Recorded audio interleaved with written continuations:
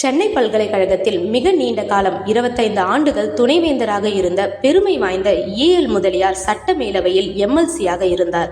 காமராஜர் அரசு தீவு திடலில் புதிய அரசு கட்டிடங்களை கட்ட திட்டமிட்டது. இதனை எதிர்த்து முதலியார் தனிநபர் மசோதா கொண்டு வந்தார்.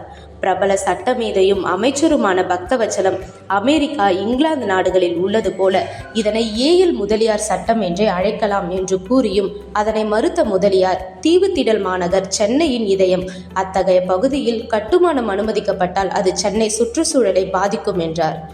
இச்சட்டம் பற்றி அறியாமையிலேயோ அல்லது சென்னையை காற்றுக்கு எதிரான காங்கிரீட் காடாக மாற்றும் தெனாவட்டினாலேயோ தீவு திடலின் 30 ஏக்கர் பரப்பில் கண்காட்சி அரங்கு, உணவு அரங்கு கொண்ட நீண்ட வணிக வளாகம் ஒன்று கட்டப்பட உள்ளது.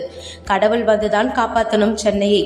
சிங்கார சென்னை காங்கிரீட் சென்னையாக மாறும் நிலை இதுவரை இருந்த முதல்வர்கள் செய்யாததை ஸ்டாலின் யாருடைய லாபத்திற்காக செய்ய நினைக்கிறார்?